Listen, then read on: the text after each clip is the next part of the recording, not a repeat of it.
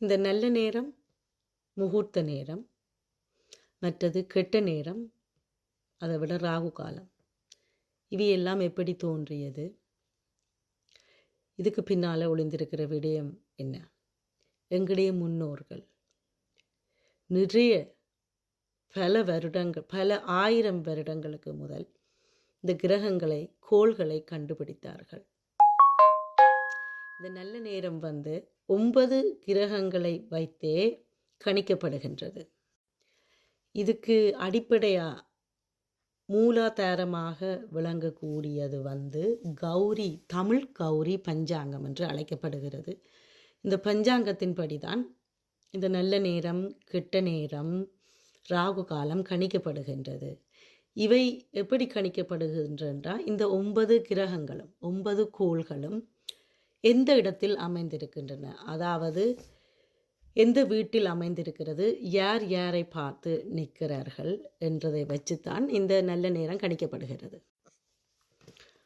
ஒரு நாளை இரவு பகலா பிரித்து இந்த நல்ல நேரம், கெட்ட நேரம், ராகு காலத்தை 9 கிரகங்களும் எந்த இடத்தில் சஞ்சரிக்கின்றன, எந்த இடத்தில் அமர்ந்திருக்கின்றது, யார் யாரை பார்த்து இருக்கிறார்கள் என்பதை பொருட்டே கணிக்கப்படுகின்றது.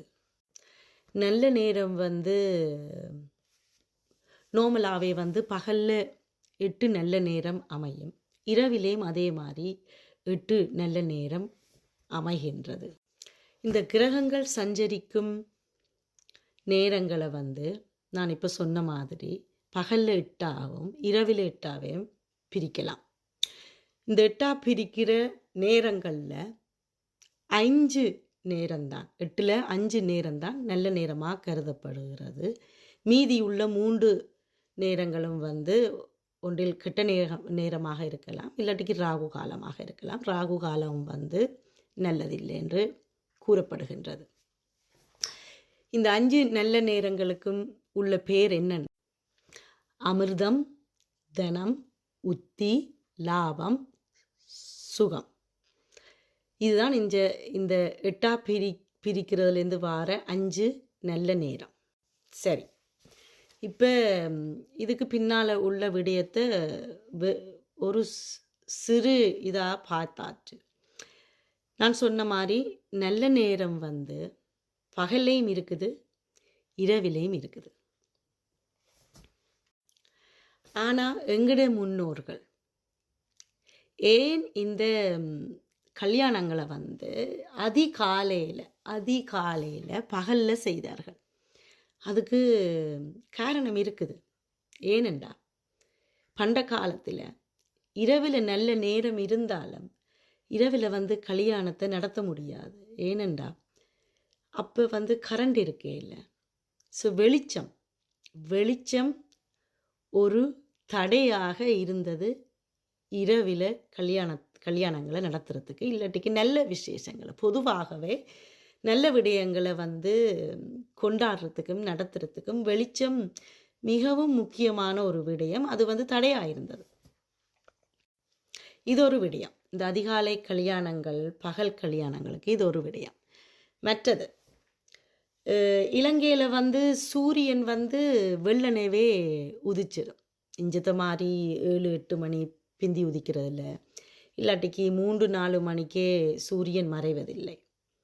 ஆகையால் இந்த சூரிய உதயம் என்பது அதிகாலையில் 4-5 மணிக்கு சூரியன் உதிச்சிடும். அதை விட அன்றாட வாழ்க்கையில் எல்லோரும் வெள்ளனே ஒழும்பிடுவினம். ஒழும்பின கையோடையே இந்த கல்யாண ஆயத்தங்களை செய்து கல்யாணத்தை நடத்துறது ஒரு முறை. இன்னொரு விடயம், இந்த சூரிய வெளிச்சம், சூரிய உதயம், அது இந்த வெளிச்சம் அதுக்கு இன்னொரு மறைமுகமான ஒரு விடயம் என்னென்னா, இந்த வெளிச்சம் உங்களோட வாழ்க்கையிலையும் வெளிச்சத்தை தரணும். அந்த நேரத்தில் கல்யாணத்தை நடத்தினா, இருவரை சேர்த்து வைத்தா திருமண பந்தத்தில் அந்த சூரிய வெளிச்சம் வீசுகிற மாதிரி, அடிக்கிற மாதிரி இந்த வாழ்க்கையும், இந்த இருவருடைய வாழ்க்கையும் ஒளி வீச வேண்டும், வெளிச்சமாக இருக்க வேண்டும் என்பதற்காகவும் எங்களுடைய முன்னோர்கள் வந்து கூடுதலாக அதிகாலையில் திருமணங்களை நடத்தினார்கள்.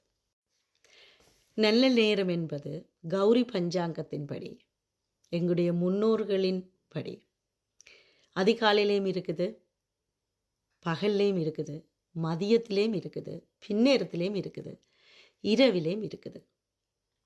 இதில் எங்களோட வாழ்க்கை முறைக்கு, இன்றைய வாழ்க்கை முறைக்கு எது தகுந்ததோ, எது இலகுவாக இருக்குமோ அதை நாங்கள் எடுத்துக்கொள்கிறதான் சரியான விடயம்.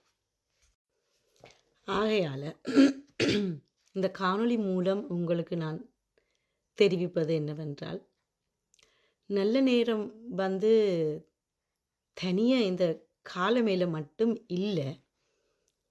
நீங்கள் ஒரு நாளை வந்து பகல் இரவாக பிரித்தா எல்லா நேரத்துலேயும் இந்த நல்ல நேரத்தை எடுக்கலாம். உங்களோட வாழ்க்கைக்கு, அன்றாட வாழ்க்கைக்கு எது இலகுவாக இருக்குமோ அந்த நேரத்தை நீங்கள் வந்து தெரிவு செய்யலாம். அப்போ கல்யாணங்களும் ஈஸியாக இலகுவாக இருக்கும், எல்லா விடயங்களும் இலகுவாக இருக்கும். அதை இன்னொரு காணொளியில் பார்ப்போம். இந்த அதிகாலை திருமணங்களால் நடக்கிற நிறைய விடயங்களை தான் அடுத்த காணொளியில் நான் உங்களோட கதைக்க போகிறேன். இதுக்கு பின்னால் இருக்கிற ஒரு பெரிய விஷயம் வந்து இந்த நல்ல நேரம். இந்த நல்ல நேரத்தால் தான் இந்த அதிகாலை கல்யாணங்களில் நடக்குது, நிறைய விஷயங்கள் இருக்குது. அதெல்லாம் உங்களோட நான் நல்ல நேரத்தை பற்றி கதைச்சிருக்கிறேன். அடுத்த காணொளியில் இந்த நல்ல நேரத்தை அதிகாலையில் வைக்கிறதால என்னென்ன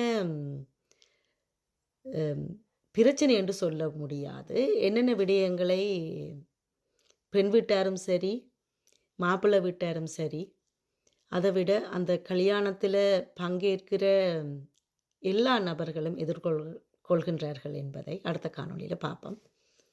நன்றி, வணக்கம்.